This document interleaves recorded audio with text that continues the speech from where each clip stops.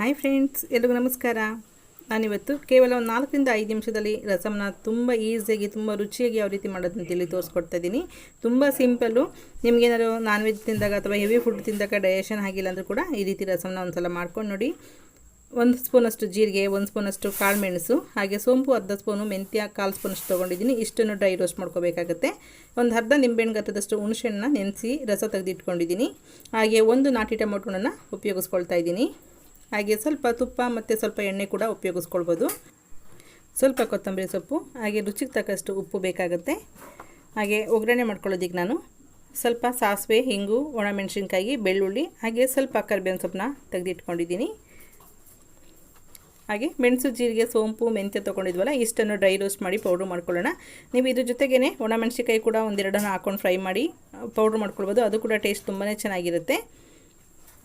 ಇದನ್ನೆಲ್ಲ ಒಂದು ಪ್ಲೇಟ್ಗೆ ಹಾಕ್ಕೊಂಡು ತಣ್ಣಗಾದ್ಮೇಲೆ ಇದನ್ನೆಲ್ಲ ಕುಟ್ಟಿ ಪುಡಿ ಮಾಡಿ ಇಟ್ಕೊಳ್ಳಿ. ನಮಗೆ ಈ ರಸಮ್ಗೆ ಇರಲ್ಲ 1 ಸ್ಪೂನಷ್ಟು ಪೌಡರ್ ಅದು ಸಾಕಾಗುತ್ತೆ. ಕ್ವಾಂಟಿಟಿ ತುಂಬ ಜಾಸ್ತಿ ಇದೆ ಅದು.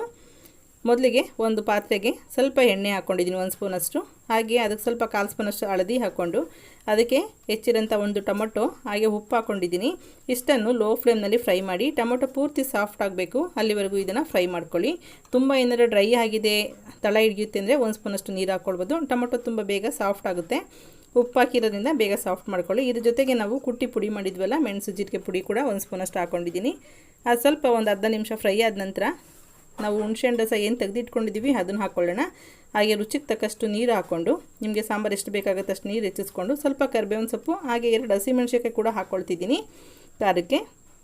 ಅದ್ರ ಜೊತೆಗೆ 1-2 ಪೀಸಷ್ಟು ಬೆಲ್ಲ ಹಾಕ್ಕೊಳ್ಳಿ, ಅಥವಾ ಒಂದು ಅರ್ಧ ಸ್ಪೂನಷ್ಟು ಬೆಲ್ಲ ಹಾಕಿ ಸ್ವಲ್ಪ ಕೊತ್ತಂಬರಿ ಸೊಪ್ಪು ಹಾಕಿದ್ರೆ ರಸಮ್ ರೆಡಿ. ನಿಮಗೆ 1-2 ಕುದಿ ಬಂದರೂ ಸಾಕಿದ್ದು ರಸಮು ತುಂಬ ಬೇಗ ರೆಡಿಯಾಗುತ್ತೆ. ರಸಮ್ ತುಂಬ ಟೇಸ್ಟಿಯಾಗಿ ಕೂಡ ಇರುತ್ತೆ. ಬಿಸಿ ಬಿಸಿ ಅನ್ನೋ ಜೊತೆಗೆ ಒಳ್ಳೆ ಕಾಂಬಿನೇಷನು. ಈಗ ಒಗ್ಗರಣೆ ಮಾಡ್ಕೊಳ್ಳೋಣ. ಕೊನೆಯಲ್ಲಿ ಒಗ್ಗರಣೆ ಹಾಕೋದ್ರಿಂದ ಫ್ಲೇವರ್ ತುಂಬ ಚೆನ್ನಾಗಿರುತ್ತೆ. ನಾನಿಲ್ಲಿ 1 ಸ್ಪೂನು ಎಣ್ಣೆ, 1 ಸ್ಪೂನಷ್ಟು ತುಪ್ಪ ಹಾಕ್ಕೊಂಡಿದ್ದೀನಿ ಒಗ್ಗರಣೆ ಮಾಡ್ಕೊಳ್ಳೋದಕ್ಕೆ. ಸ್ವಲ್ಪ ಬಿಸಿ ಆದ ತಕ್ಷಣ ಸಾಸಿವೆ ಹಾಕ್ಕೊಳ್ಳಿ. ಸಾಸಿವೆ ಸ್ವಲ್ಪ ಚಟಪಟ ಅಂದ ತಕ್ಷಣ ಸ್ವಲ್ಪ ಹಿಂಗಿನ ಪೌಡರು, ಹಾಗೆ ಬೆಳ್ಳುಳ್ಳಿ ಹಾಕ್ಕೊಂಡು ಸ್ವಲ್ಪ ಫ್ರೈ ಮಾಡ್ಕೊಳ್ಳಿ. ಚೆನ್ನಾಗಿರುತ್ತೆ ಬೆಳ್ಳುಳ್ಳಿ ಫ್ರೈ ಆದರೆ. ಬೆಳ್ಳುಳ್ಳಿ ಇಷ್ಟ ಇದ್ದರೆ ಹಾಕ್ಕೊಳ್ಳಿ, ಇಲ್ಲನ್ನು ಕ್ವಿಟ್ ಮಾಡ್ಬೋದು. ಹಾಗೆ ಒಣಮೆಣಸಿನ್ಕಾಯಿ ಅಥವಾ ಹಣ್ಣುಮೆಣಸಿನ್ಕಾಯಿ ಇದೆ ಅದನ್ನು ಕೂಡ ಹಾಕ್ಕೊಳ್ಬಹುದು. ಕರಿಬೇವಿನ ಸೊಪ್ಪು ಹಾಕ್ಕೊಂಡು ಸ್ವಲ್ಪ ಫ್ರೈ ಮಾಡಿಬಿಟ್ಟು, ಬೆಳ್ಳುಳ್ಳಿ ಎಲ್ಲ ಸ್ವಲ್ಪ ಕಲರ್ ಚೇಂಜ್ ಆಗೋಷ್ಟು ಫ್ರೈ ಆಗಲಿ. ಆನಂತರ ರಸಮ್ಗೆ ಹಾಕಿ ಒಂದೇ ಒಂದು ಕುದಿ ತೆಗೀರಿ ಸಾಕು. ತುಂಬಾ ಟೇಸ್ಟಿಯಾಗಿರುತ್ತೆ. ಹುಳಿ, ಉಪ್ಪು, ಖಾರ, ಸಿಹಿ ಎಲ್ಲ ಇರೋದ್ರಿಂದ ತುಂಬ ರುಚಿಯಾಗಿರುತ್ತೆ ಈ ರಸಮು. ಕುಡಿಯೋದಕ್ಕೆ ಕೂಡ ತುಂಬಾ ಚೆನ್ನಾಗಿರುತ್ತೆ. ಗ್ಲಾಸ್ಗೆ ಹಾಕ್ಕೊಂಡು ಬಿಸಿ ಬಿಸಿ ಇದ್ದಾಗಲೇ ಕೂಡ ನೀವು ಕುಡಿಬಹುದು.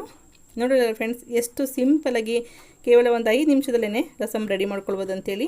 ಖಂಡಿತವಾಗ್ಲೂ ನೀವು ಕೂಡ ಒಂದು ಸಲ ಟ್ರೈ ಮಾಡಿ, ನಿಮಗೂ ಕೂಡ ಇಷ್ಟ ಆಗುತ್ತೆ. ಬೇಳೆ ಸಾಂಬಾರು, ತರಕಾರಿ ಸಾಂಬಾರು ತಿಂದು ಬೇಜಾರಾಗಿದೆ ಅಂದಾಗ ಅಥವಾ ವಾರಕ್ಕೊಂದು ಸಲ ಚೇಂಜ್ ಆಗಿರುತ್ತೆ ಈ ರೀತಿ ಮಾಡ್ಕೊಳ್ಳೋದ್ರಿಂದ. ನಿಮಗೆ ವಿಡಿಯೋ ಇಷ್ಟ ಆಗಿದೆ ಲೈಕ್ ಮಾಡಿ, ಶೇರ್ ಮಾಡಿ, ಸಬ್ಸ್ಕ್ರೈಬ್ ಮಾಡಿ. ಹಾಗೆ ನಿಮ್ಮ ಅಭಿಪ್ರಾಯ ಅನಿಸಿಕೆಗಳನ್ನ ಕಮೆಂಟ್ ಬಾಕ್ಸಲ್ಲಿ ಹಾಕಿ. Okay, bye, thank you.